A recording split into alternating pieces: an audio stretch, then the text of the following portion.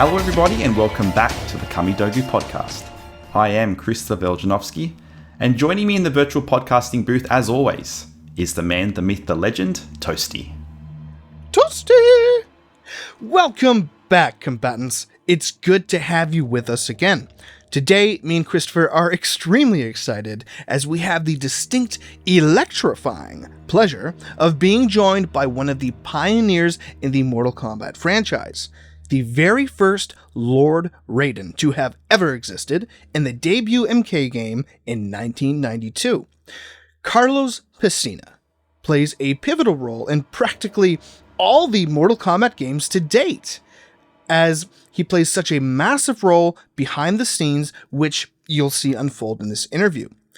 Now, with that being said and out of the way, we're very eager to ask some questions, so let's get straight to it. All right, and here we are with the God of Thunder himself. To start off, I'd like to say thank you very much for joining our episode today, Carlos. No, thank you. It's a blessing. I want to start off by, just thanking God, thanking, my family, friends, including you guys. And, anything I say here is representative of me and no other corporation. Just want to get that out of the way. So Absolutely. Yeah, To begin, before we start, certainly. So to begin, before we start diving into a lot of our other precise questions, why don't you tell us fans just what Mortal Kombat has meant to you and how it feels to have been a part of it throughout all these years? Well, Mortal Kombat, more or less has been a blessing. It started as a group of friends getting together and, creating something that they thought was going to be fun. And, we never thought it was going to be, to an extent, we wanted it to be a hit, but going into it, you never feel like, oh yeah, anything I touch is gold, because it's not really like that. There's things that you work on that, just you're proud of. And then sometimes you have failures. That thing just skyrocketed, culmination of collaboration and very talented people all around, and it's just a blessing being a part of that, and then continuing that franchise all the way up until just recently when I left the studio. So Nice. So, of course, both yourself and your brother Daniel are very, very well known in the Mortal Kombat community. So how did you both get into martial arts, and what styles do you personally train in? So my brother got into martial arts early on in his teens, doing judo, and then after that doing Chinese martial arts, and he's gone over the history with that more or less. But I would say when my dad would take him to class, he'd go in to check in on, his son and see how the teacher's, doing. And this is back in the 70s, and I would go in with him, wait around, we would wait in the front foyer, you'd have a seating room. And then, you got the Chinese teacher teaching, my brother and a bunch of students. And I was like, maybe, because my brother's 9 years older, so he's in his teens. I would have been like 5 or 6. Just seeing them and stretching, and, I would stretch and kind of mimic that. But, as a kid, you wouldn't have that focus, because you're 5 years old, you're going to run around, you're going to want to play and do other stuff. But eventually when I started getting to, 10, 11 years old, started stretching out with him, started working out, he would teach me like, hey, I learned this today, and kind of teach me. And from then on, probably about like between 12 and 14 would go to start going to classes with him, because you got to understand we're I don't mean to say this it's not derogatory, it's just the way people's lives are. You grew up poor, and it's very expensive to do these things. But my dad also wanted us, and my mother wanted us to stay out of trouble, because all us Pesinas get into trouble a lot. So we decided, I should, exactly. I have 4 brothers, or 3 brothers, 3 older. It's 4 of us brothers together. So it's just that that's how it is. That's another story for another time. But between those ages, started going to work out with him. I started off with Lama Kung Fu with him, And I gotta say that was like 13, Mm. 14. And I'm 54, so I can't remember like all the what exact date did you start martial arts?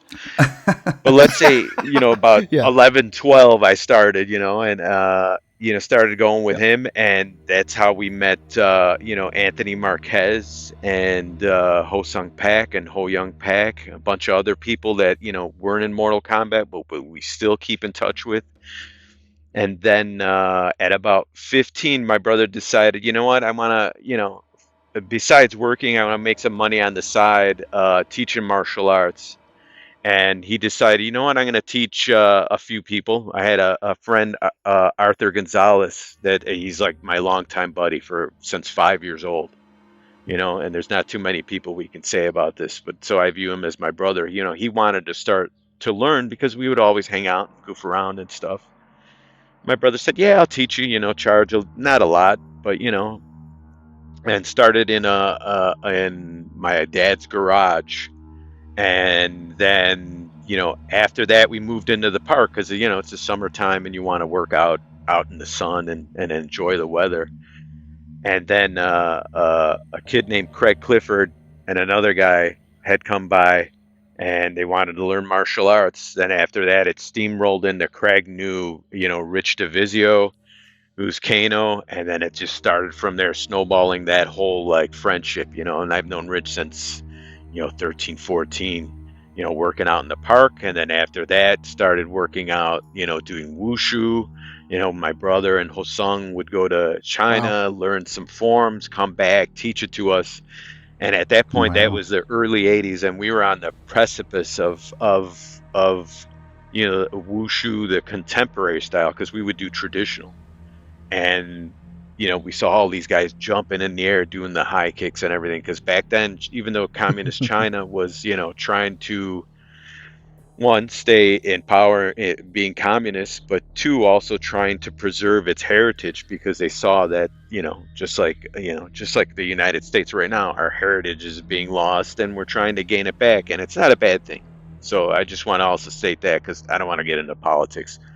It's just, this is how I am, and I'm letting you know this is Yeah. who I am, and this is what defines me. So, but they were able to go in the 80s to communist China and learn, martial arts, like the peak people, there, and then come back, and then we would learn off of them, and then eventually we had Coach Go show up, and this is like mid 1990s. That's my brother's teacher, my teacher, Anthony Marquez's teacher, Mm. and then start learning from that. So predominantly, I've been in Chinese martial arts my whole life. I have never done like karate, other than learning from other people, like per se, like, oh, hey, how do you do this kata? How do you do this? How do you do your punches? Oh, they're hard like this. And then kind of translate that into, hey, so Southern style is a little bit more harder. This is how, karate is, and kind of translate it that way. And like my brother, whenever he learns something new, he loves disseminating that to people, and just, hey, check this out. Learn, look at this. And we would learn it together, or he would learn it actually.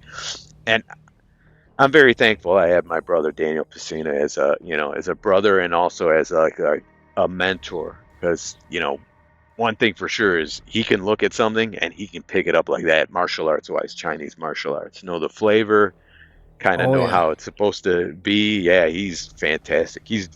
That's his gift. Everybody has a gift, and that's the one for him, and he just knows how to, like, abuse the crap out of that, which is a good thing, on a good side.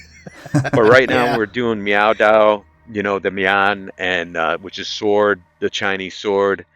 But my passion is also, I have two martial arts that I really love. Like Bagua Zhang is a internal martial arts. So you have Tai Chi, you have Xingyi, and then the last one's Bagua. And Bagua for me is like, to me, for myself, it's the hardest martial arts. It's very like circular, and it's difficult for me, and Mm. that's why I love practicing it, because it challenges me. And Challenge. then, exactly, like challenge accepted. Thunder take you.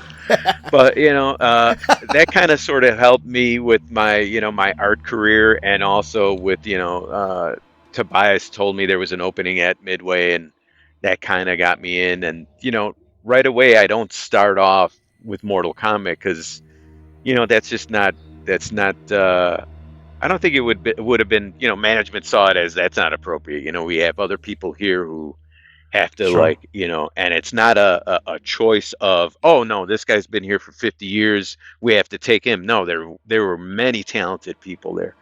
So I understood, okay, I'll wait until, maybe somebody wants to move on or whatever, and then join the team. And then eventually, like, about a year and a half, 2 years later, some people moved on. I was able to join John and do, start off with mythologies, and then on the special forces. But in between that, John and Ed, anytime they needed something, like, or even Sal, like, hey, we have Sal DeVita, fantastic, fucking talented guy, man. Jeez, just so many Oh yeah. talented people. Oh yeah. Josh Sway, yeah, Richard Ho. Oh my God, before I left, I had two talented guys. I just want to mention Freddie Palma and John Martinez, man. They were like my right-hand guys. They were kind of my proteges. And before I left, they just, soaked up every little thing I like, tried to like interpret or, or spew out, or, those guys were like a sponge. But anyways, getting back to Sal, Ed, and John, anytime they were working on like Mortal Kombat 3, or like, hey, want to make a guest appearance, or want to do like this little blurb, or want to do this little audio, they were always grateful in, asking me to be involved with that. And that was, they didn't have to, but that is a blessing, in itself. Yeah. It's one of those things where, and plus it wasn't like, I'm trying to find the right word. It wasn't more or less like it was an obligation. Like, you know what, Carlos is working here, we got to ask him. No, it was like, hey, he's still doing martial arts. Let's ask his opinion, or, hey, what do you think about this move? And like, it's like ideas, it's like buttholes. Everybody's got one, and sometimes they stink. You know what I mean? You got an idea, and you're like, oh, I think, you're smoking your own weed, and you're like, I think this is the fucking best idea, and people would look at you like, you know what? No, I don't think so. I don't think, that's, and you're like, you know what? After you think about it, you're like, you know what? Yeah, you know what? I don't know what I was thinking.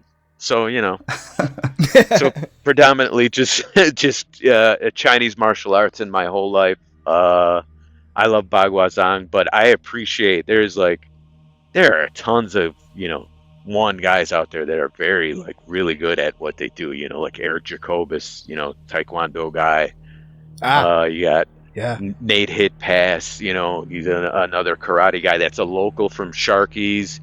Emmanuel Manzanera, another guy. Just tons. You got people people I met through the, just trying to get people to come in and perform. You got Lauren Mary Kim, great at adapting. Her and Amy Johnson, man, they could adapt to like any little style you want. Like, hey, can you do this? Because they have to work for movies and do stunts, so they have to.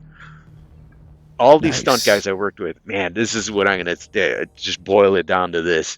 All these stunt guys I worked with are just like myself and my brother and like Rich and those guys. They're like a sponge and like to absorb everything you got from them. If you got something for them, they'll go out and learn it and be Yeah. like, oh, they might not. I'm gonna say this, but I don't want to offend anyone, and it's not an offense. They pick it up and they could mimic it to an extent, but I'm sure if they stuck with something like, this is what I'm going to do the rest of my life, they will be like number one at it.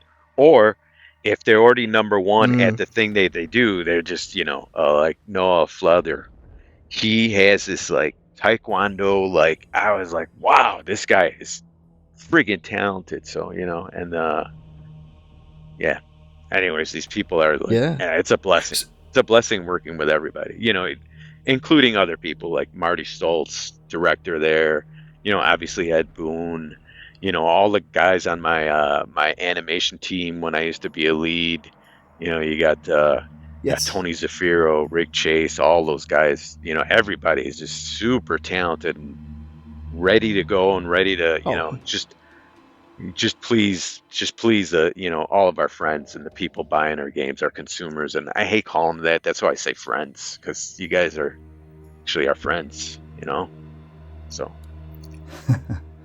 Yeah, means a lot. So we've all heard by now that Raiden's hat broke during the making of Mortal Kombat when you happened to accidentally land on top of it.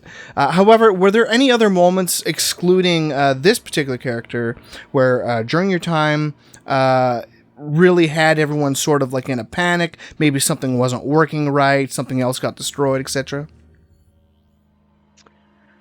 Not so much, but it's and I don't want to say in a panic. When I ran the motion capture studio, I was very, and I'm thankful that Midway and WB and NetherRealm left it up to me. I was very cautious to make sure nobody got hurt. I just want to put that out. But there were moments where you're just sitting there going, holy cow, I can't believe I did that. I do have one moment. I'm not going to name names because it's not appropriate. But two, it's pretty friggin' hilarious. Sure, yeah. And this is not representative of how, the company works. It's just, people just tend to, things just happen. You can't control everything. Everything is fluid in life. Yeah. And sometimes you can, to an extent. Hollywood's great at controlling every little nuance to get everything perfect, and that disseminates down into the game industry and whatever else, that stunt people and stunt coordinators, everybody touch.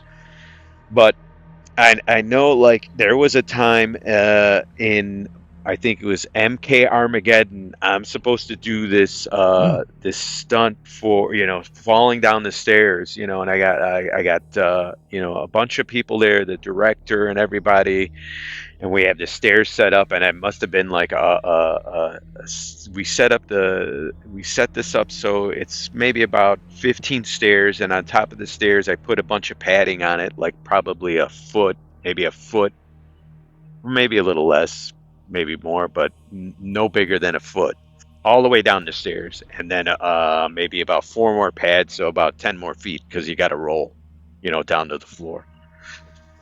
So I wasn't comfortable with anybody doing that stunt, and we're recording all day, and man, I hit that pad and and rolled down. Nobody got hurt.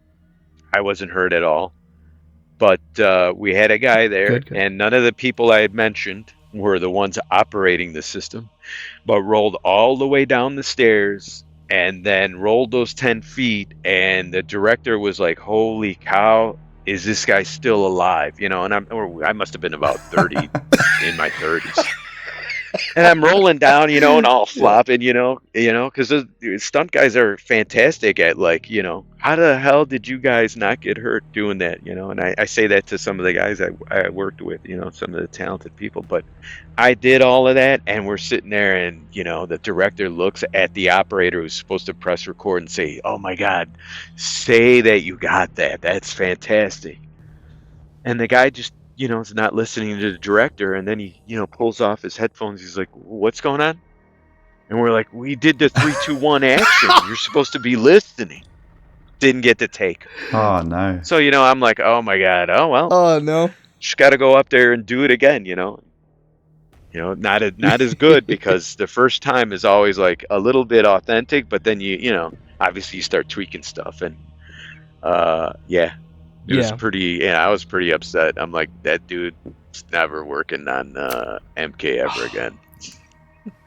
But, just got to bite your tongue and go, well, you know what? I make mistakes too, and I got to, swallow my pride, So I forgave that person, so. So it's no secret that since the very first time I played Mortal Kombat in 1992, Raiden became my all-time favorite. So what was it like portraying Raiden in the first 2 titles, and can you perhaps share some of your fondest memories from those early days with us? Okay. When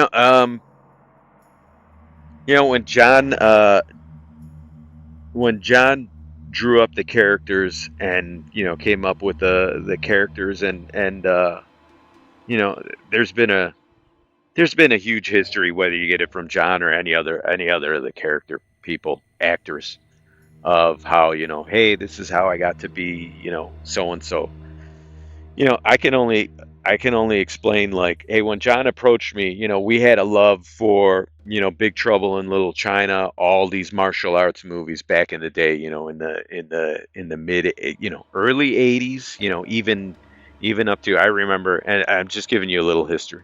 I know it's gonna, this is bits of information that are in my head and in my life that define me to get to this character. So early on, back in the 70s, my dad would take us to kung fu movies, see Bruce Lee, and we would, go downtown Chicago.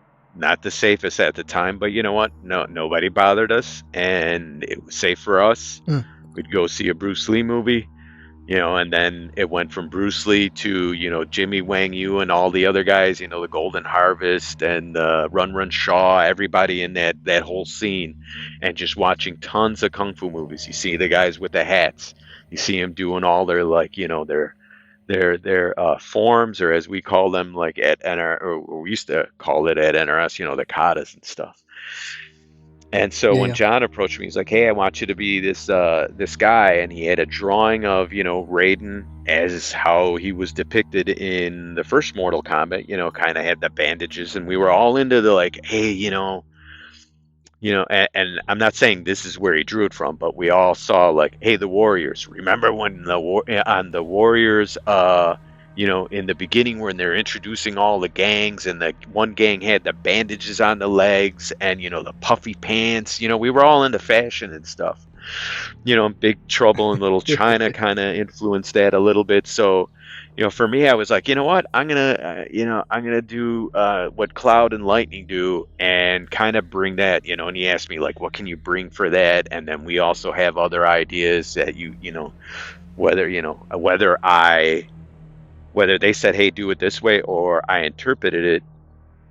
I thought back to all of that stuff, all those movies, all the ideas of things that we love.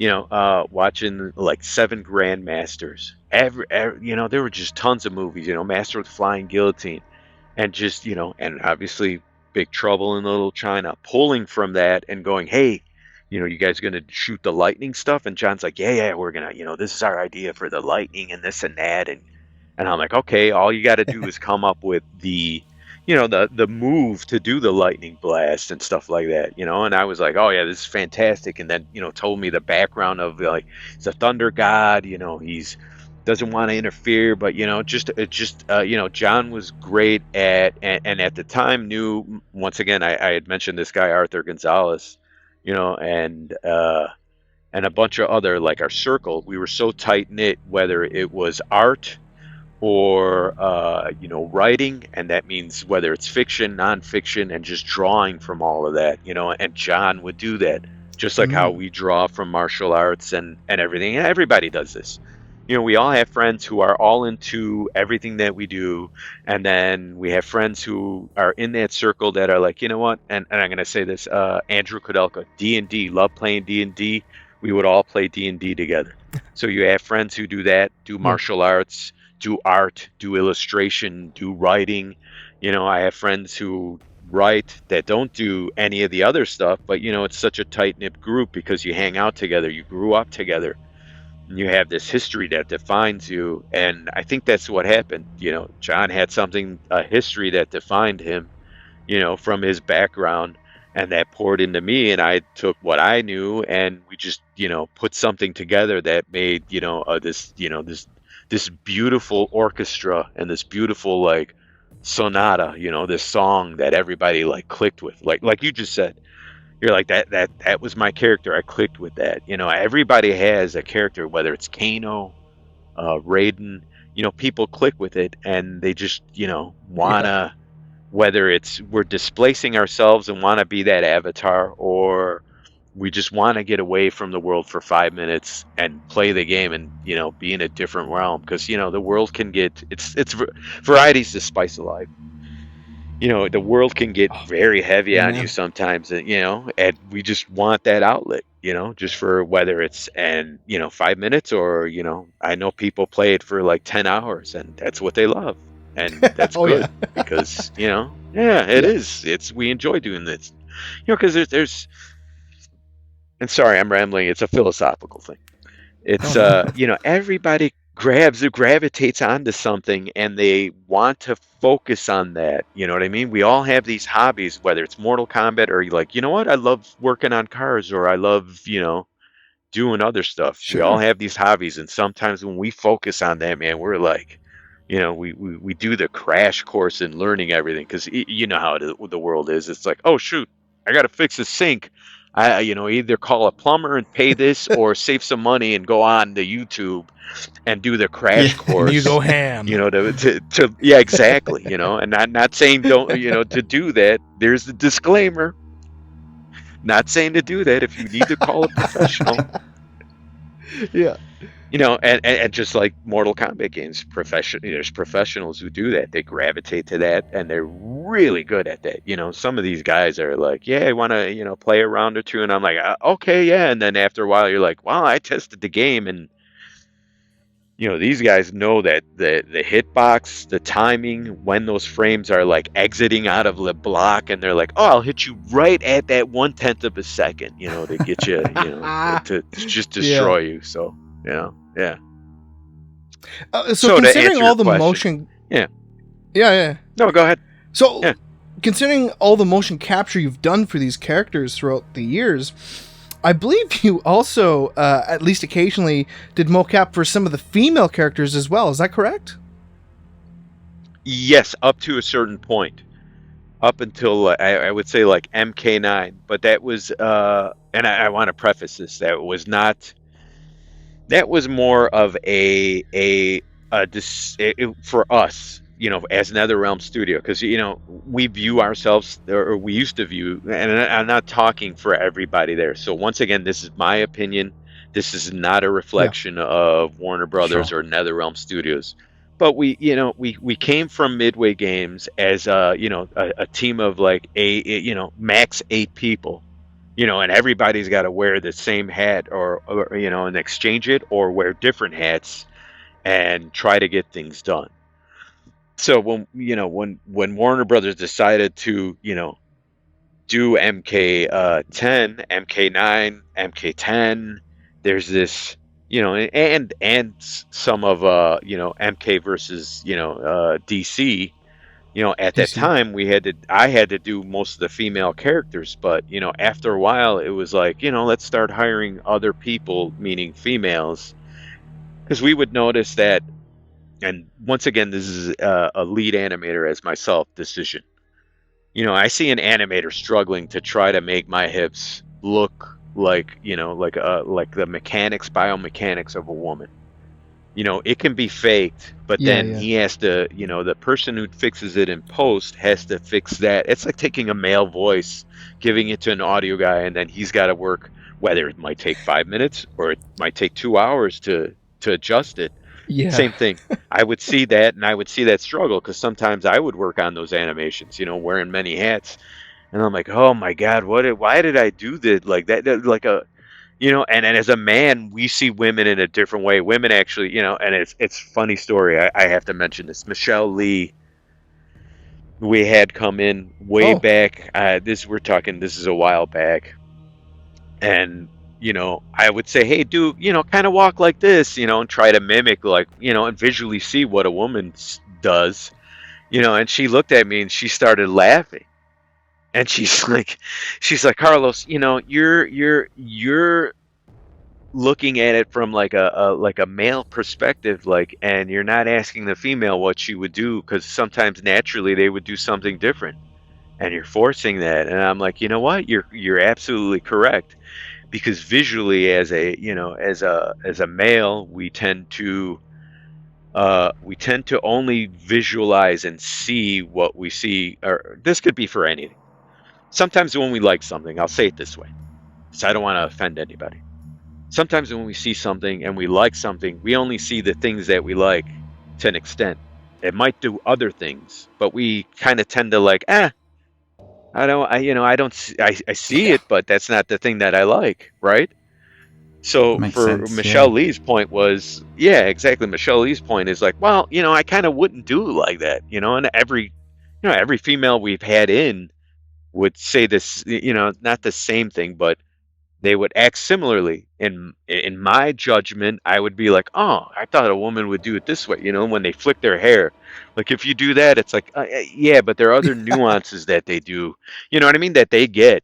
And they're like, nah, I wouldn't flick my hair like that. If I don't like you, then I won't flick it that way. Or if I like you, then they do additional things or not, this, and I could only comment on the experience I had.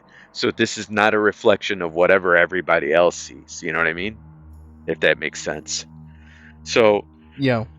that's one of those things where and God bless his heart, we had this one animator do, Melina. I did the Melina fatality with the whole, with the caressing of the face and everything and tried the, but he worked on that so long to get it to, you know, obviously, one, you have to be a good actor to do it, and two, you have to be a good Yes. animator to like go, that's wrong, I'm gonna adjust this a little bit, and he'd come back to me and say, hey, what do you think about this? And I'm like, wow, you really like amped that up, you did a fantastic job. And that's what I loved about our animators. I could just hands off, some of these guys, like Rick O'Mara. I could go in and he'd like, hey, I need your, approval for this. And I'm like, Rick, we've been working for like, 5-6 years already. We worked on Shaolin Monks. You were doing the opening stuff with us. And I'm like, I liked what you did back then. So I'd go over there, out of respect, because he's a senior guy, very talented right now. He's at Weta right now, very talented individual. But he's like, hey, come look at this. And, there's a point where you're like, holy cow, this guy is, and this is what you want. Because I was taught by my family. My family taught me this. Martial arts have taught me this.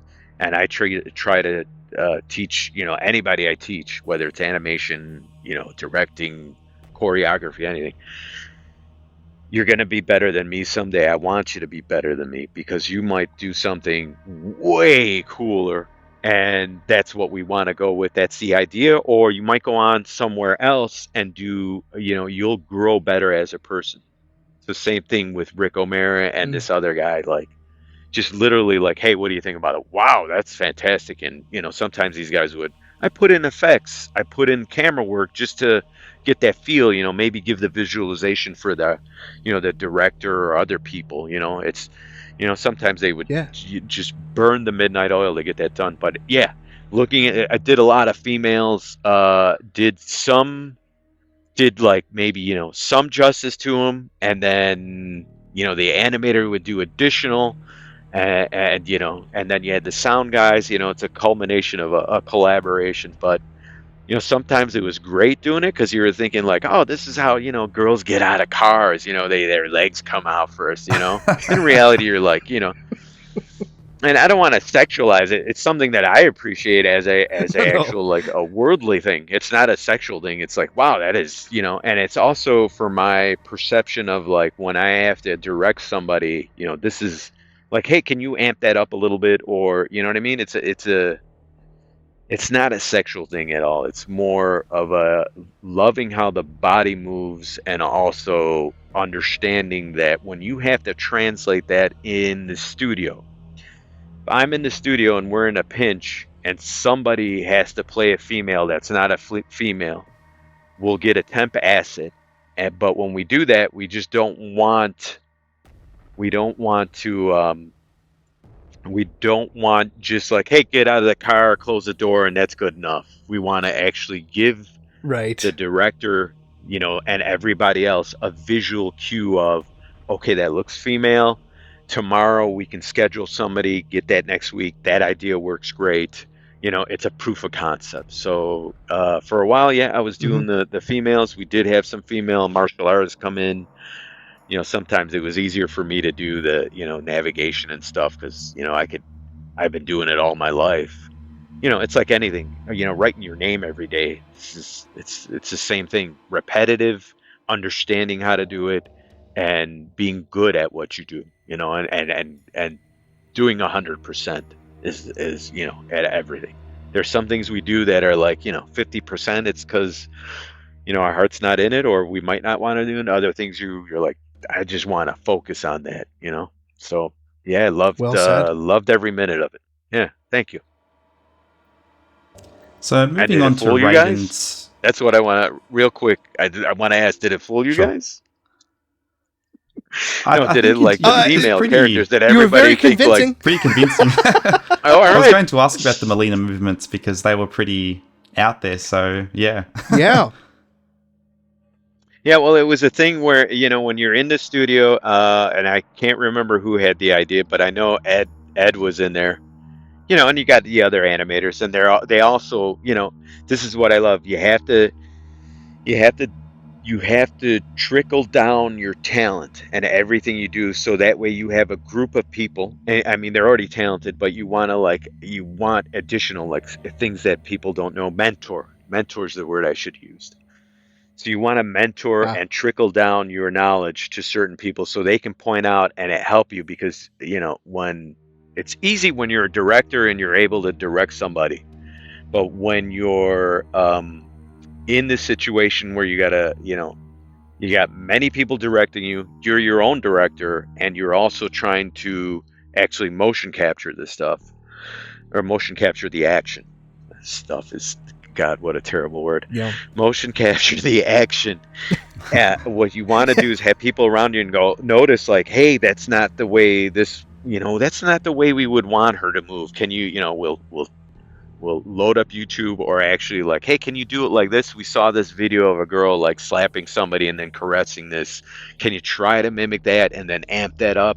And it's a collaboration. And sometimes, you know, Ed would push you to be like, oh, you know what, do it like this. What kind of ideas do we have to, you know, and this is a group, once again, collaboration, you know, he doesn't want to be the only one just dictating everything. I mean, he'll have an idea and then want it flourished. Sometimes we would do the action, and then, you know, the guy I'm acting with would be like, hey, you know what, my girlfriend did that to me the other day and she did it kind of like this, you know, can you, and, you know, just, you know, sometimes I'd have, Yeah. and what was great is that sometimes I'd have, and this is back in the day, with Rick O'Mara, very good, also keen to doing everything that I've done. Same thing, like, you know, because once again, we work together. It's Midway. We all worked like that at Midway. Sal DeVita was like that. Everybody who was, you know, Jim Gentile, everybody who was there, similar. And then you just feed off of that, and then just like, oh yeah, oh okay, you know, and do it over and over and over and over. And when I mean over and over, that took maybe an hour, I would say, you know, because it's a female, and then Okay. the animator would, you know, spend, you know, and we're talking, it's a back and forth thing, and I'm not ruining the process, but it's more or less like he would work on it and just continually work on it, and, you know, and work on other pieces while it would come back and say, hey, you know what, Carlos did this a little bit different. Can we soften that up? And, you know, it's I'm glad it fooled everybody, because once we told everyone, like, you know, I don't know if it was months or years later, you know, everybody's like, oh my God, you know, they were kind of like, hey, you know, it's kind of, you know, but, you know, it's got to be done sometimes, you know, and we were thinking we were still a smaller company, you know, and had to break out of that. That's only because we built our own wall around us, and we didn't want to knock it down. And, you know, it was, you know, sometimes I'm stubborn too. Like, no, I can do it. We'll go in there, do it in 5 minutes or an hour or whatever, you know, instead of waiting 2 weeks to hire somebody and get some in. But then sometimes that's the best thing, where you're like, no. This is the idea. Let's block it out. And then for sure, we're going to get female talent to come in to replace, you know, that type of motion. And, you know, that's the best. That's the best way to do things. You know, whether you have a female from the start or block it out. So, Absolutely. So moving on to Raiden's flying torpedo move and the cry that he does when he does that. Over the years, there were various interpretations, such as "Get back in the car" and "Your mother's from LA." However, Danny yes. recently revealed that the whole idea came about after you actually crushed your nuts while attempting to pose one day. Is this in fact true? And did this unfortunate event have any correlation with the existence of Johnny's nut punch? Classic. That's funny. Yeah, that's classic and funny. Well, I couldn't. I think the origins stem from a culmination of a bunch of different ideas. And I know that's something you'll have to ask, because Dan Forden was the audio guy on that, so you'll have to ask him what he really says. Yeah. I'm sure that was passed around of like, hey, because doing the split sometimes you're overzealous and you do it and you're like, holy shit. It could have been one of those times when Dan Forden was there, or somebody had said, hey, Carlos crushed his nuts, he said this, and that could also be one of, because there's many. I'm gonna tell you this, I know all of them, I know them all, and you guys are maybe like 10 or 15% of all the sayings that are in that in that call, in those calls. Oh wow. The sound calls. Yeah. There's a ton, and I don't divulge any of that because it's that's just a personal thing that I have to respect, more or less. But Absolutely. they're all funny. They all crack me up. And when you guys figure some of them out, that are to an extent more or less, sort of like we put in because you guys heard it or whatever. It's funny because you want your supporters and your fans and your friends to kind of get in on the joke a little bit, because we like doing that. So, well, at least I like doing it. Once again, representative of myself. This is my own, just me saying it. It's not a representative of any studio or anybody, but that's the way I look at it. Yeah. I'm gonna harken back to another thing. Similar to this, there are certain things that we do where people just catch it and they're like, "Oh my god, I saw that moment in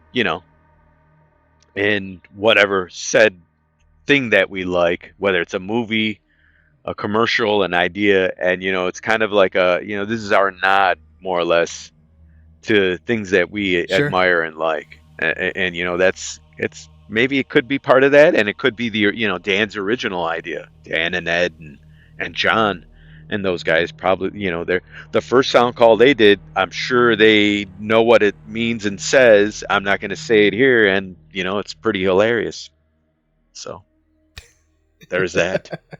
So, being a lead animator for 6 years and all this history of motion capture, what would you say was maybe the, say, toughest fatality that you worked for, and the one that you ended up being most satisfied with?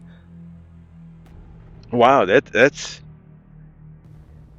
difficult to say, because they're all they're all great. Whether you come up with your own fatality and people accept it, meaning like the art director Ed, or I actually had Ed say, "Wow, this is genius." The Bo Rai Cho one with the where he lights the torch and then he farts. I came up with part of that idea. Well, I came up with that idea to an extent because it's once again it's a collaboration of like, hey, do this and do that. I don't want to say it's all my idea, but the principal idea, the first idea was that, and Ed's like, oh wow, that's genius, because everybody had ideas, and we would throw them around, and like I said, it's like like sometimes you smoke your own dope and you're like, this is the best one, and you're like, oh shit, that other one won, that was better, but there are it's difficult because they're and I hate saying this because it's people are going to be like, oh, he just said that because they're all great and they're all his favorite, but they essentially are, because you're trying to sorry about that, I'm on this Windows phone that keeps popping up these little things, and I know I'm swiping my hand across here. I apologize. It's okay. But yeah, it's one of those things. It is difficult because it's not only the ones that whether I'm helping directed, had a concept of, or was involved somehow with the concept, or had actually, was part of the motion capture actors, or did the stunt. There's there's just hundreds that I just, you just love, because, one, there's a couple where, okay, I'll just have to explain, and then maybe everybody will get the Yeah. concept, when I say I love all of them. So Nightwolf, and I can't remember which one, if it's MK10, MK9. I think it's MK9. And you got to understand, I've worked on almost every single one of these.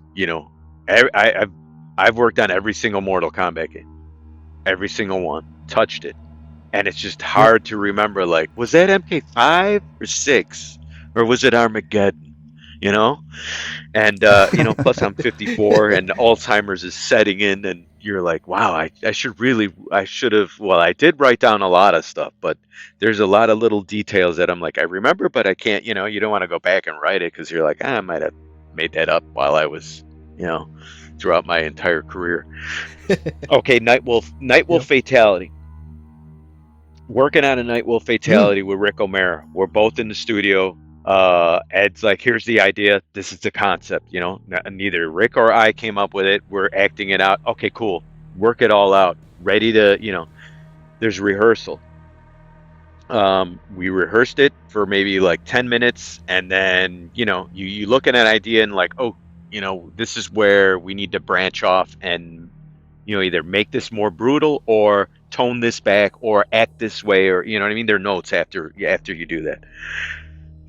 So when we got it to the point where everybody was satisfied, and Rick is just like, hey, do me a favor, just like go all out. And we understood, we worked out together, we did martial arts together, we worked in the studio together, we animated together, we're like brothers. So we understand each other's limits, how far we can go, how far we can, push the other one. Not so much to get, even enough to where you don't get injured here. Yeah. So, the countdown goes on, and this is the one where he double stabs the guy in the shoulders with 2 knives. And at that point, and it was real soft for me, but I did it to an extent where it's soft, but I know how to sell it so that way I don't hurt or injure the performer that I'm performing with. Plus it's martial arts. You don't want to do that. When you're doing martial arts, you're like, hey, practice. Your Shifu tells you, hold the pad for this guy. But remember, you're going to hold a pad for him, and you don't go all out and try to kill somebody. Obviously, there is a time for that, and this wasn't one of them.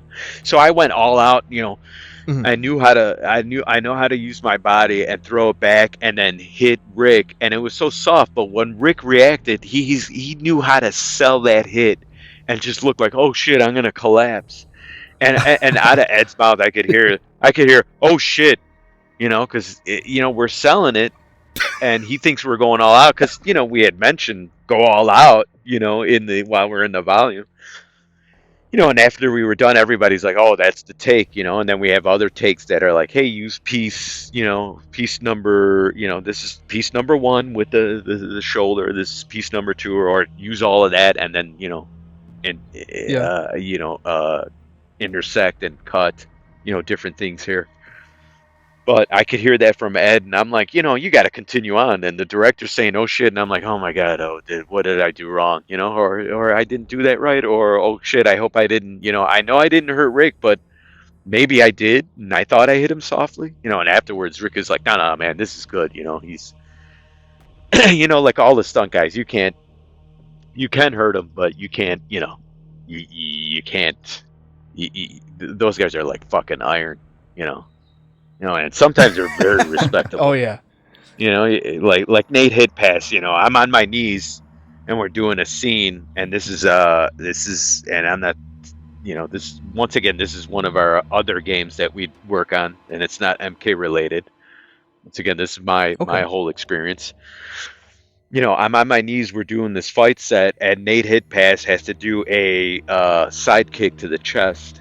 and I'm on my knees, and I gotta, my legs gotta come out like that, and we don't have a pulley, and it's like basic, this is a basic, we're not a full stunt studio there, you know, so Mm.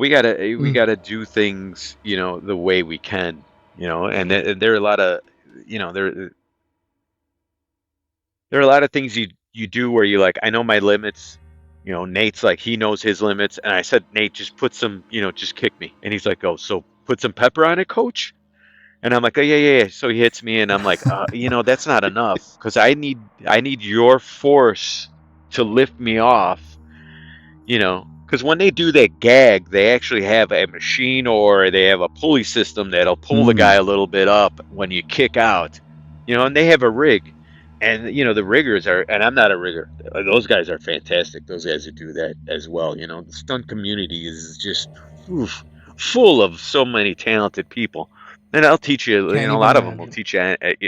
Yeah. Oh my God. Yeah. And just learning. Just learning. Because I'm not.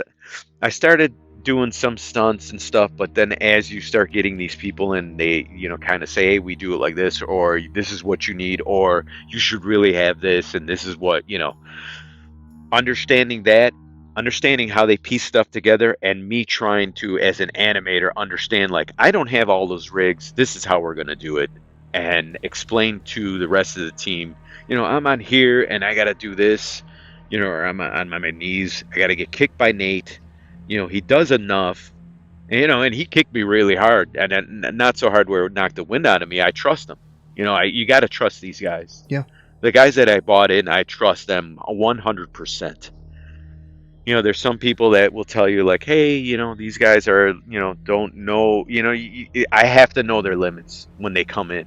So that way I don't say, hey, you do, a backflip and he can't, and then he breaks his neck. You don't want that. You want to know everybody's limits.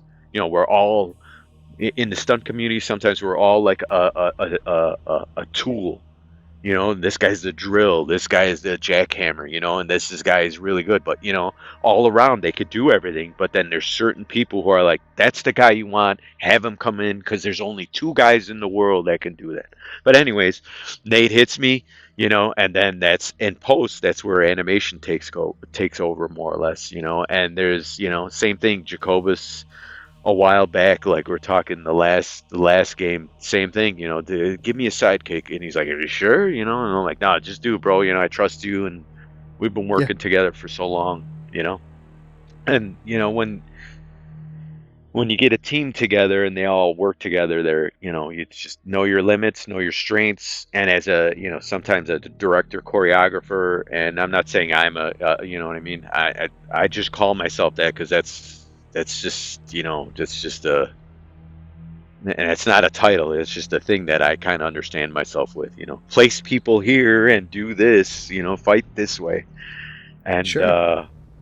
yeah, there are a bunch of times that, where you're like, oh shit, this is friggin' scary. But doing those little pieces, whether you're on the outside and you see like Lauren Mary Kim like do some type of flourish, and you're like, wow, that's really good. you know there's I just love all of them. There's just a certain part that is in every single one of them, because I as an animation, that motion capture animation, that's the stop right there, meaning more or less you start and stop there, and working in every single piece. I just love doing all that. There's so many nuances. Here's another one, and I know I'm rambling, but we did the No. Kano. There was a Kano knife throw, and that one was a struggle for me, because just trying to juggle a lot, and sometimes you got to know when to step back and go, you know what, I just can't do everything. But that's not the point, because I'm reflecting. It's an internal thing, and I'm Yeah. letting you guys know what's Yeah. Yeah. internally happening in my head. We did this Mhm. Kano fatality. I don't know who came up with it. It's the one where he flips a knife in his hand and he twirls it, and it spins in his finger, and then he Mhm. throws it at the person, and it lands right here, and then he falls in, and then it goes even deeper. Yeah. So Yeah. I believe I did both parts for that, and that had to be shot because it was a single player that day, and it was just me doing some filler stuff and other stuff, Yeah, and I had to do both parts for that, and getting that together was and two, I animated that, so it's one of those things like, wow, this is and it's just it hits me all the time where it's like, holy cow, being in the suit, setting up the studio to animate everything, and then you also have help there, you know what I mean? And then actually getting in the suit and markering yourself up, and then I had help, doing the calibration and all that, and eventually, I finally got, there are guys that's their main role, which is great. Freddie Palma, fantastic, like super talented guy. That guy is like, Ah, I thought I was technical. And that guy is like, holy cow, like, dude, you just, and that's what you want when you work with people. You want to surround Mm. yourself, and obviously there's some people that are like, you think aren't talented, but they are talented. And I know this is not Freddie's. I'm just talking in general. This is general term. But sure. getting back to Freddie, wow, super talented. It's like a friggin', you're a pack of dogs all on a leash, and there's a car, and you think you're the fastest dog, and then you let go of that leash, and you're like, holy shit, I'm not the fastest. That guy is, and you're like, that's what you want. You want to progress to a point, and then let people go and flourish, and let them go. That's how you build a great team. And that guy's very, very talented. But Of what I was getting course. at was, I'm just reflecting. So I had to do the knife twirl. I can't do it, so I animated that. And there was a point where John Martinez is like, "You did that knife twirl by hand, like the spinning around and a little like gimbal on the." And I'm like, "Yeah, I just worked on that for like 20 to 30 minutes just on that alone." And he's like, "You got that looking good," because there's a Mm, point where Kano actually like hits that tip, and you got to understand physics with a knife. And if you don't understand visually how to, these animators are great. If they don't understand visually how to, like, how physics are for every little thing, you got to stop. But they're so good at what they do. Mm. Sometimes it's just like myself. You focus on something, and you're like, this is what I want to learn. How in the hell, when you snap that knife, okay, that's how that works with the weight and everything. But it was difficult doing some of those things together, where it's like, okay, I did Kano, did the throw. Now, holy cow, I got to match up. I got to match up on the other side, the reaction, the victim. And that has to be one to Mm. one sometimes. And, I could get close because I know because at one, I know the equipment. Two, I know the timing. Three, I'm counting in my head. Unless you're telling a stunt guy, count in your head, start at one as soon as we say action, and then, we want you to replicate that same amount of time while we're fucking just bombarding you with direction and hitting cue marks, and you yeah, actually being in the moment trying to act. It's all a culmination of difficulty, I bet. of just trying to absorb everything and trying to do it within amount of time of, hey, we only have, I could look at something and go, this is going to take 45 minutes. It's going to take 10 minutes. It's going to take 5 minutes. Knowing the actor, whether it's myself involved, whether it's somebody else, whether it's the first time I've ever worked with them, because, I kind of tend to try to do my best to study more or less everybody's movements, everybody's, more or less history, and everything, and then culminate it down to like, okay, this is going to take X amount of time.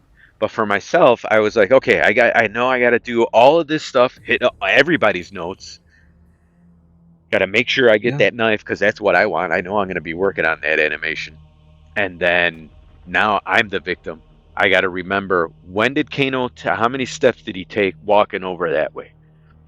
When he turned around, did I hesitate? And this is what I'm saying. This is the things that, there's big things that are like, this is why I love all of them. And there's little things where like, holy cow, that's fantastic, and it's just, it's the experience of, being once again, being the victim, going, okay, I die here. This is, oh, I gotta, there were times where you gotta prop yourself up when you go down and you hit the mat. And Oh, then, sometimes we have to like, oh, you got to do your abs of steel and hold it up because there's actually a knife propping you up, but you're not all the way, and you got to imagine this where you're like, hit it and Right, go, Yeah. right. and then you're like, okay, now I got to slide down a little bit, and then, whether Ed wants to, or anybody else, and, who's doing the concept wants slow slide and then stuck and then fast ramp down, or you want dung and then and then you know what I mean? There's little nuances and you got to Yeah. get all of that and just trying to, that's why I love doing a There's a lot bunch of to it. stuff like that. Yeah. So There's a much. lot to it and a lot Mm. a lot of me. Just once again, I can only reflect my experience. There's a lot of, okay, how are we going to do this? We just got the speed paintings done. We want to block it out, or we actually want to see if we can capture it. And it's one of those things where like, okay, how am I going to break this apart as myself, as a person, from my own experience, trying to what it's working with anything. How am I going to attack this? How am I going to? And I think that was a benefit of being able to be a martial artist, an animator, and understanding the relationship with everybody, understanding exactly what the studio needed. And then this is one of those things, and I want to point this out to everyone. No matter who you work for, understand who they are, understand what is needed from them, make sure you're a good fit for that. And and there's times to, obviously, there's times to be the big guy, the big dog in the room, and there's times to be the little ant worker. You have to be humble, and you have to appreciate the talented other people that you work with, and you have to sometimes step back Certainly. and Amen. let them flourish as well as yourself. Sometimes you want things a certain way. I get it. Yeah, we all do that. We all, put the pencil this way. Oh, okay. Okay, that's, but now do it naturally. There's sometimes you're like, you just want to micromanage the shit out of things. And in my experience, I found sometimes you got to know when to do that, know when to step back and be like, okay, I am, and I hate saying this where you're like, oh, I am the soldier, but sometimes, you got to be the soldier or you got to be the hero, you know, or Mm. sometimes you got to be the villain and walk away and come back the next day, you know? For sure. So, Yeah. yeah, Yeah. all of them. And I know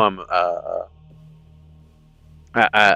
this is one of the few interviews. I got another one coming up Wednesday, of where I could just actually just, hey, I can, just give my experience, and it's more or less an emotional, defining thing that I just want to let, all these fans and friends and, people who watch who are just maybe interested, in what I do, Yeah. whether from the animation side, martial arts side, or, choreography side, or even friends. Sometimes we all talk and we tend to give friends, what we think is, our answer. But then sometimes when we're here discussing it with, friends like you, we were able to come out a little more and say, oh yeah, you know what? Now I remember this because when I was talking with my friend, we were, we steamrolled into other stuff, So, I Yeah. love all of them. There's just, the Bo Rai Cho one. There's a one where Raiden shoves his staff down, somebody's throat, and Yep. once again, it's Oh, it's it's it's great because it's obviously it's Raiden. Two, I got to do the staff off of a springboard and be able to, it's one of those things where you flex and you're like, yeah, I know I could do the, in wushu they have a staff move where they bring the staff back down, towards the back, because they're going to wail on somebody and they're going to Hmm. jump in the air. And that's kind of a famous move. And that's where I drew that more or less. Like somebody had that concept, and I said, you know what? Let me add that flair to it for the animation. They probably, it's possible the person who came up with the concept wanted that, and then it goes to the artist or the board artist. And sometimes they don't know how to articulate that, or sometimes they do, but I just remember like, hey, I want to do it this way. This is the way I want to, and everybody's like, yeah, because that's a classic pose, classic martial arts pose, and I tried my best to do that justice. There's other people like Taylor Choi Marquez with that staff, man, he's like a friggin' wind demon, dude. And that's Anthony Marquez's son. So he distilled everything into Taylor, and Taylor is just athleticism. Oh, that's another thing. I had my son in do some work. Very good, and it's Okay. it's got to be a hereditary thing, because he likes looking at movements, likes doing martial arts, likes Oh breaking yeah. things Kid down like Thunder. myself. Yeah, Kid Thunder is Calvin Pesina is just and so is my daughter Autumn Pesina. She's fantastic too. It's just art wise, she's Mm, like incredible. But this is one of those things. That's why I lovely. said they're all, whether it's the concept, whether it was the camaraderie, whether it was the development while we're executing that concept in the studio. You know what I mean?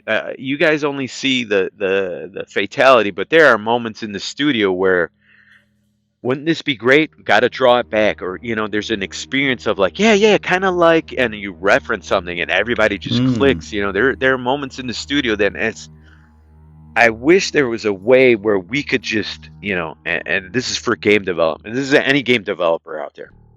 This is a great idea for you guys. Have your camera on when you're motion capturing every friggin'. I know there is. I know that like Naughty Dog and those guys do it, to an extent. They don't do every single thing. You know what I mean? I don't know Naughty Dog, meaning I'm making an assumption, and I want to clarify that. There are Sure. so many moments inside that motion capture studio that are not only just trying to execute the idea, but trying to work together and trying to relate to everybody in there, and just it's just like it's a experience that's difficult to explain and translate verbally, because there are just moments in there that, and I know I'm going away from the fatality stuff, but it deals with that. But No, that's no. why I said that, I love all of them. There are moments where, we're just cracking jokes, or we're relating to something, or we're finally catching that spark of that idea and going, oh, okay, I got this. Like, how are we gonna do this spear? This, oh my god, okay, I got it. And sometimes it's go with it, great idea, or like, you know what, you're a little sick in the head. And cracking jokes like that. Like, you know what, you went Yeah. great with it, and everybody's laughing, and the next like 2 minutes are just having that energy of everybody just all together.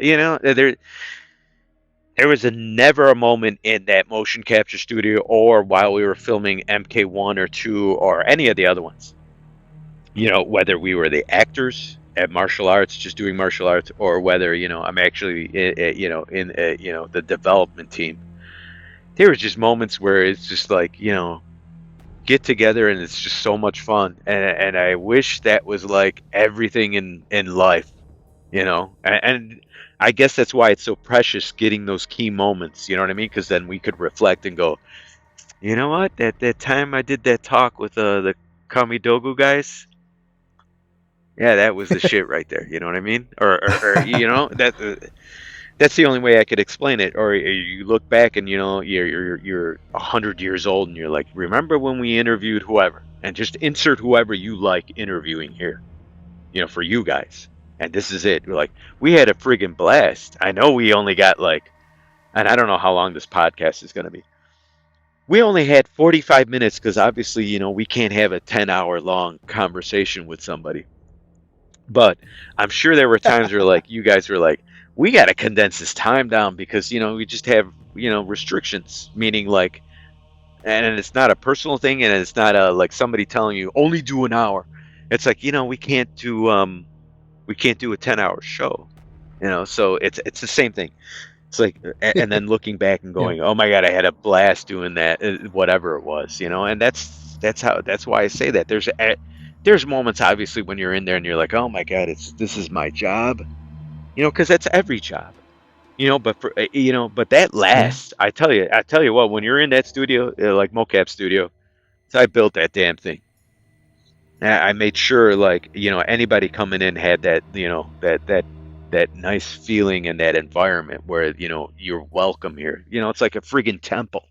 like the Nice. Shaolin Temple Yeah. or anybody walking into a dojo, walking into your school, a Hmm. wushu school, Shaolin Temple, or you're in China and you walk into your master's house, or you're in Japan and you walk into the dojo, and you just want that feeling of like, okay, I'm gonna get stuff done here today.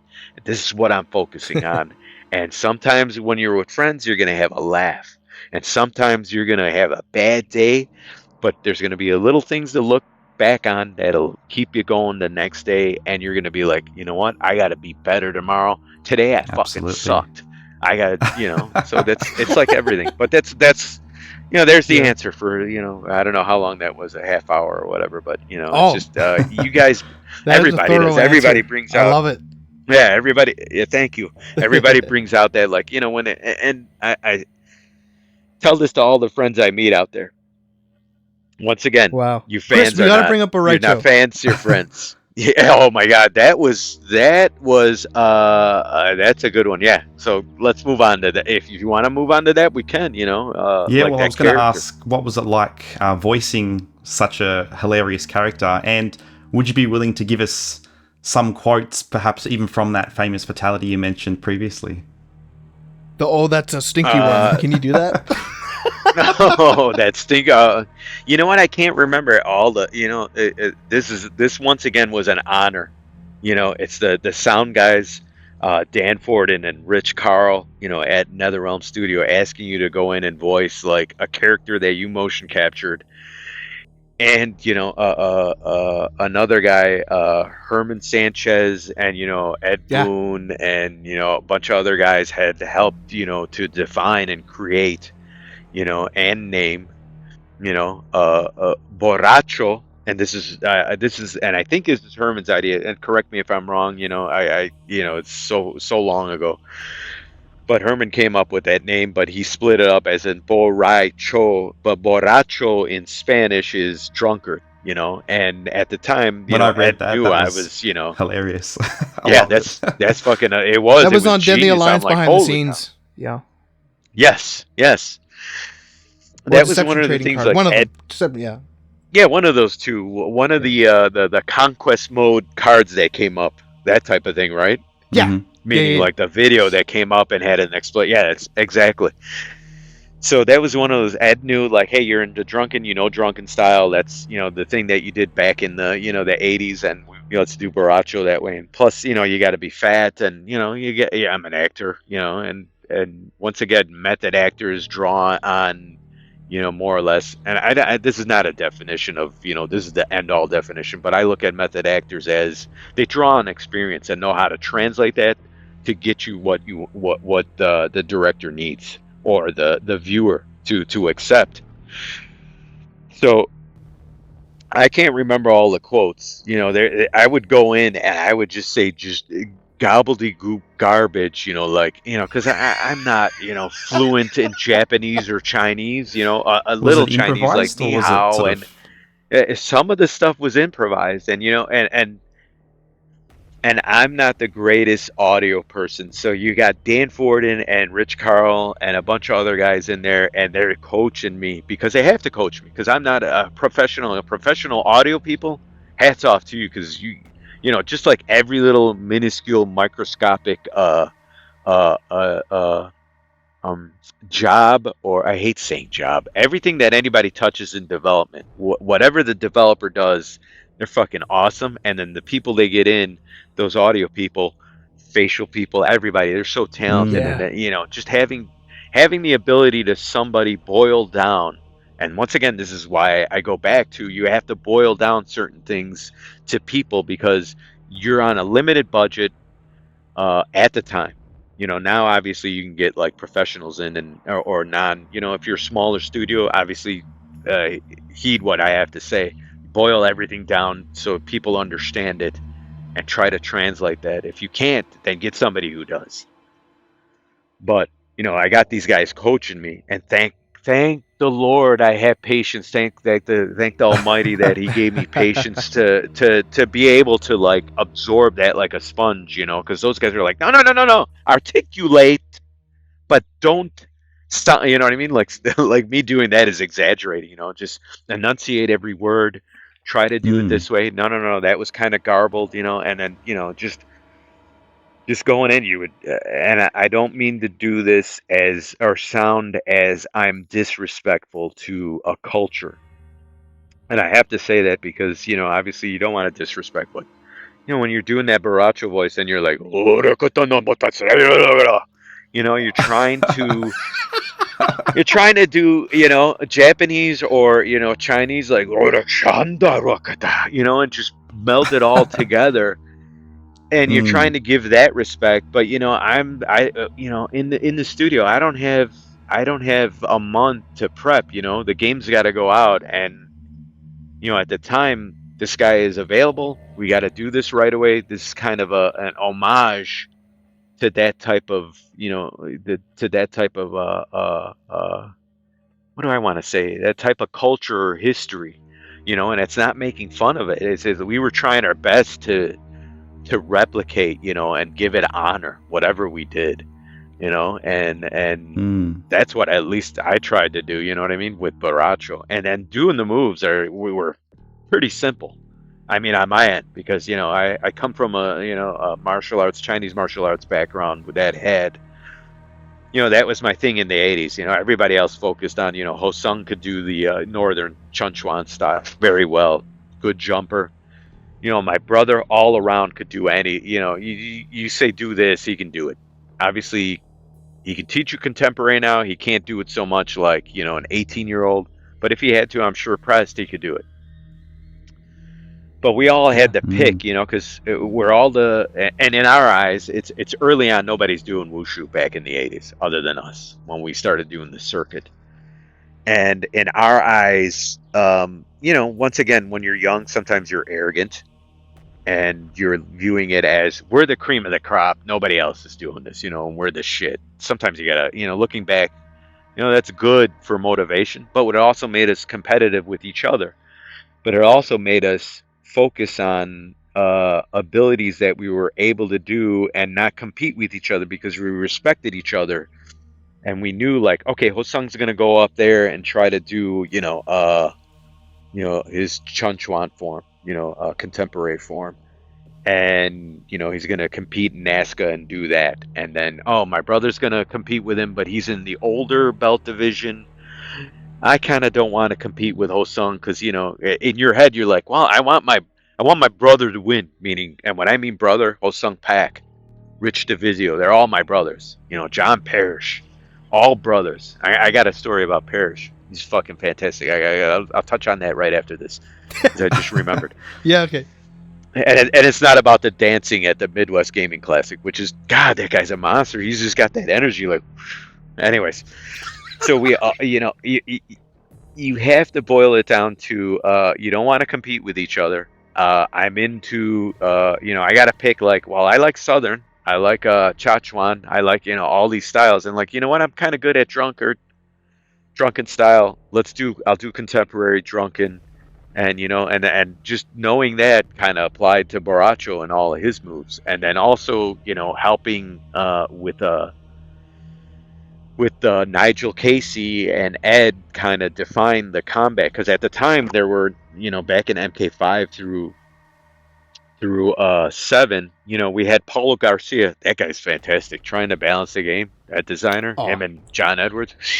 You know, and you got Brian LeBaron, you yeah. got, you know, Nick Nicastro, you got all those guys. You Of know, you got course. you got Portillo, Mike Portillo. You got all, you know, he's not there anymore, but you got, you know, those guys are you know, the combat guys are fantastic. But I had to do their job when they weren't, you know, there yet, and we didn't have enough combat guys, you know, and I had to, you know, I also shared that with, you know, Paulo and you know, Ed, and at the time we're all, you know, in the studio, and you know, at the time there were no combat designers. They were like, yeah, just, you know, that's like saying MK 1 and 2. You know, like you had, you know, to boil it down, you had my brother, myself, John, Ed, all those guys, combat designers. You know what I mean? We had to have many, Yeah. yeah, switch the hat out. You know, different roles. We had to have like multiple roles. You know, so having the ability to do Drunken and go, hey, in Drunken there are these moves, set them all out, and I think in the crypt or whatever they called it back then, they had my little pictures with what I would do in the designs, and I worked Yeah. with Paulo and Ed on the hit boxes, like this is what you want to hit, and this is how we want to, and at the time I'm not as good as those guys. I was still learning, and they're like, "Oh, just give us a bunch of different hits, and then we'll string them all together, and then the animator will try to polish them up afterwards when we balance the game." And it becomes difficult because at the time, you go from like 5 or 6 guys to 20 guys, and the game gets bigger, and your crew's not exponentially getting as big as the game. It's still like we had 8 guys, and not saying the other 12 people were non-existent. It's just the fact that the content got so large, but we still managed to do it because we loved doing the content. But what Paulo and Ed and those guys would do were string them all together and go, oh, and then eventually I would learn that and go, oh, so you want high, high, low, and this translate up back until the last game. I was developing with NetherRealm. I could work with a combat guy, and when we're in the studio, I could say, hey, do high, low, because the combat designer would say, I want high, low. These are the moves I want. And then I would translate that to the actor who's in the actual capture space, volume. And sometimes it'd have to be me, or sometimes it would it would be the actual actor. And sometimes you would, when you're doing your day reads or you're prepping, you would say, hey, you did that move, like, and it's very difficult because I've done this back in the day where, like, do sidekick. How many, there's 5 sidekicks in this character. Let's kind of change that up so it's only like 2 sidekicks. One sidekick will be spinning back sidekick, the other one will be a hop sidekick, or what I mean. You'll try to make it different so that way our friends out there who are actually, like, competing won't look at it and go, that's just the same sidekick 5 times over. You know what I mean? Who wants to see? Obviously, there's a reason why you have 1-1-1. It has to be that way. But sometimes you want to split it up where it's 1-1, and then it's still the same hitbox, but you want a different look. And Yeah. Paulo and Ed and those guys taught me that, because going into it, you're learning, and you're trying to, once again, absorb all of that and trying to retain that so you could mitigate as much as possible the time constraints that you have when you're in the development cycle. So Yeah. but with John Parrish, Well, Carlos, I remember. Go ahead. oh no, Should I you go can on? quickly say the story, but we got to start wrapping up there. We only got a few more minutes. Absolutely. Yeah, I'm sorry. Yeah, because I ramble on. Real quick, the John Parrish no worries. story. When we were at Lakeshore Athletic Club and he did the Jack stuff, because he's ripped, dude, and we were trying to. Some of us were Yes. trying to get ripped back then. But I remember he had a meal plan for me, and I did it for like 2 months, and I've never been, and we're talking, I must have been like, 20, 22. I've never been so shredded. But that guy had and once again, it's a wealth of knowledge that you have to absorb. Yeah. So that's just a quick story I had with him. Awesome guy to hang out with. And so, Yeah. Oh yeah, he was great. We so had him on I the just show. want to say, He's great. oh yeah, he's fantastic. He can talk just like me. You know what? There just should be and everybody should do this for their podcast. We should have, like, and everybody, because we could all talk for hours, and everybody could have different And I don't want to, like, promote anybody else, but just should have all of us on and just reflect and discuss. Because there's situations where That's the dream. Rich will say something, and I'm like, "Oh, bub, remember when you did this? And then you did this good, or you did this okay. You were cashing in, or you fucked up here, or dude, I didn't know you had that in you. You were fucking fantastic." So, but I do want to say this, and I know we're wrapping up, but I just want to say thank you very much. I really appreciate this. It is a blessing. It is Yeah. it's a talent that God has given me. It's on loan.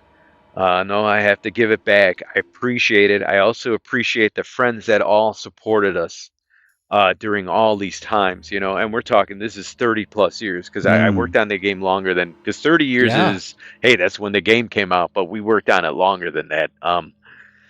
I want to thank John Tobias. I want to thank Ed Boone. I want to thank especially my brother Daniel Pesina, because it's Oh man. having a brother like that is there is there's being able to work with, and this is everybody, family, being able to work with Hosung, being able to work with Rich Divisio, my friend for like ages, and having that connection, you know,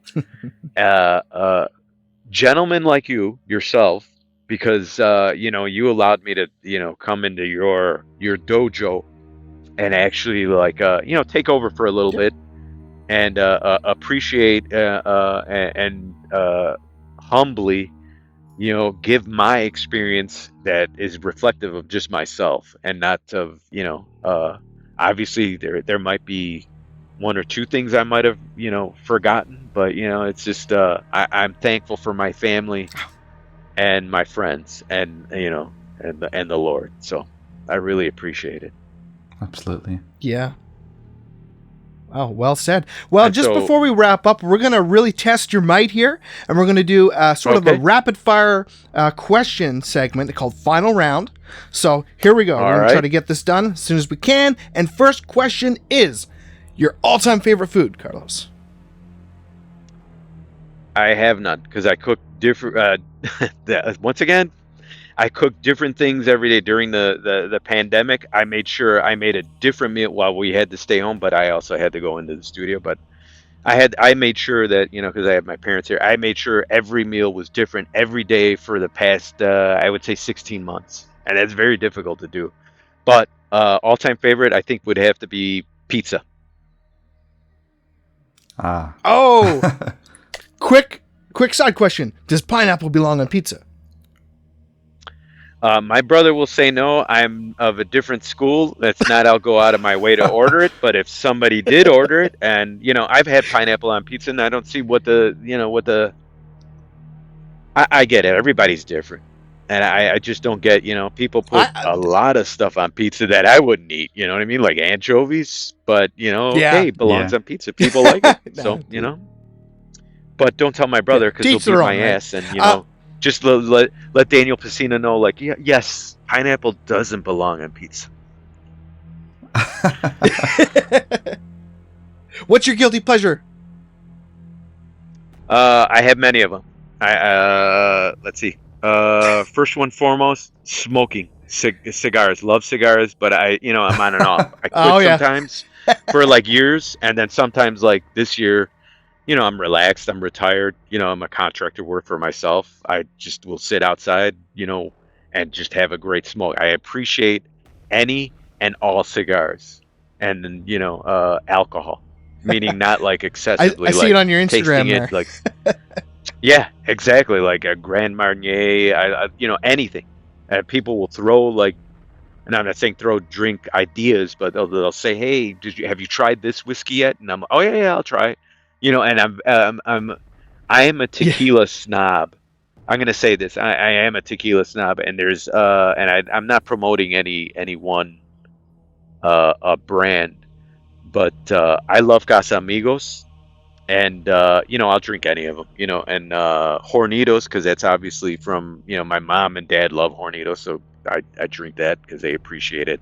When I mean drink, it's like, hey, we'll have we'll toast to somebody, whether they passed away, a birthday or whatever, and that we won't drink for a while.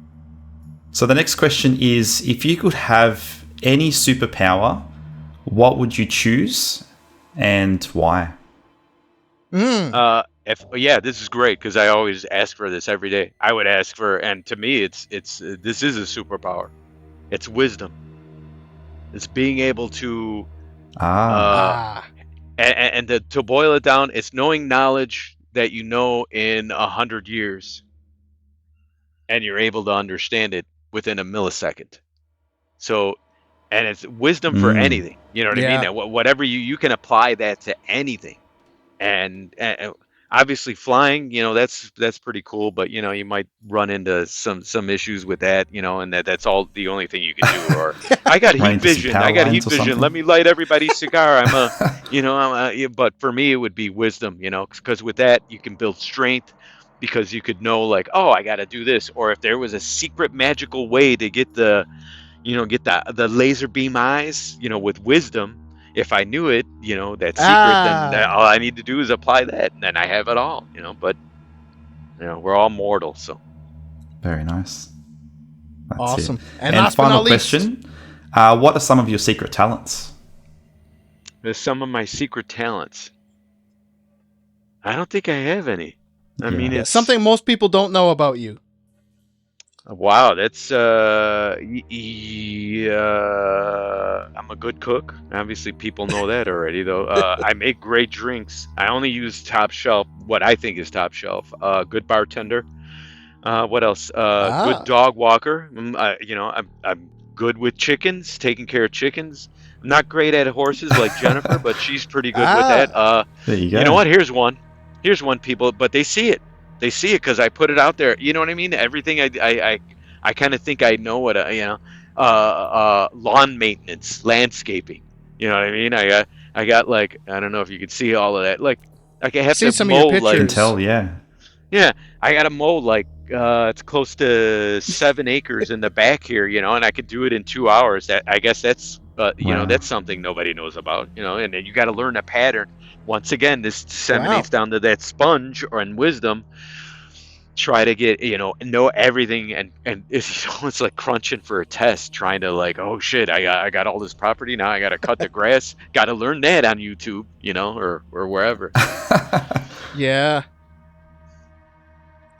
All right, well, it's been an honor to have you on the show today, Carlos. We greatly appreciate you and all your wonderful work on this amazing franchise.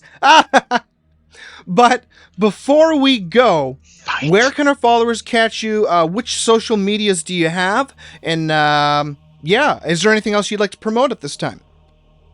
Right now, I am on Instagram. That's where you can catch me. I think I'm not set to private anymore, so everybody can follow me. You can ping me, you can message me, but don't like secret message me because I just have too many people, and just sifting through that. I don't want to like, I have people asking me questions of like, I hate bringing this up, and it's okay. Like, hey, so I heard there was a rift back in the day, and it's like I don't want to get involved with not involved with any of that. That's in the past. We're here to talk about, Yeah. we're all together. Yeah. This is the 30th. Let's enjoy this, and put, once again, when you walk into the motion capture studio, put all your shit behind the door because, I'm the head honcho in charge right now. I'm not the head honcho, but you're going to be the star. Listen to everybody. Everybody be humble. Let's all work together and make the fucking best thing we can do this year for the 30th. Let's just Hell yeah. everything we Exactly. could do. I mean, because we all have history. We all have. There are a ton of Yeah. stories that haven't. Yeah, and I'm not saying it's leaked or haven't been, Oh, yeah. said or anything. It's just one of those things. It's in all our memories that we can't, until we get together collectively, including yourselves. You guys, I have a lot of fans Yeah. that are, and friends. Once again, I got to get out of that. I have all the friends. You guys, I didn't ask you anything, but when we get together, and if you guys are, ever see me at any place, I really want to ask. There's a bunch of questions I got I to will. ask everybody. October. Yeah. Yeah. Oh, yeah. Absolutely. Yeah. Please. We'll have to do this Yeah. again. October's gonna be a blast. With the Midwest Gaming Classic was the first one I did, and I was able to, as a free agent, go out there and kind of promote myself, Yeah, and watch just that. had a Yeah. blast with everybody. It was just fantastic. I didn't, there was not one person that you would, just talk to everybody. Literally, like a half hour to an hour Yeah. during the parties, and out there enjoying Tony Marquez and his band, and having holy cow, where can you go to have drinks with your friends? The music. And the music and the fan, and, everybody, us included, you know what I mean? And have drinks and bullshit about like our childhoods. And, not, there was never one fight, one Yeah. argument, or won, anything. And all races, everybody together. It's just so beautiful. The MK Mm. community is fantastic. Oh, one more thing. I see Perfect Legend out there. You motherfucker. No, he's awesome. That guy is awesome. But yeah, no, he is. He's fantastic. One of our first signings, I met him there, and we just hit it off. And he's like, "Dude, I'm really tired. I just got through, And we used him at at NetherRealm to test the game, and he's like, "Dude, I just got off, and I'm freaking exhausted. I'm testing the game for 24 hours. Can I just take a nap back here?" And I'm like, "Brother, go." You know, So, anyways, Oh, just well, on Carlos, Instagram, thank you so message much me. for your time, Thank you. man. Awesome. All right. Yeah, Well, you have appreciate it. yourself a lovely day. And You yeah, too. me and Chris are really looking forward to speaking with you again sometime. Guys, God Thank you so bless. Thank much. you again for the opportunity. Love you guys. Love everybody. Bye. Much love. Bye. God bless. And there we have it, ladies and gentlemen. Said straight from the man who gives his opponents quite the shock. It's been a lot of fun to kick off this week with such an intriguing interview. We hope you certainly enjoyed today's show, and we're very much looking forward to seeing you in the next one. All the kind support for Kamidogu means the world to us, and I'm sure a lot of you have that certain phrase in mind right now. Who's next? Keep your eyes peeled on our channel for some exciting announcements in the near future. You know the deal. Have fun, stay safe, and Stay flawless.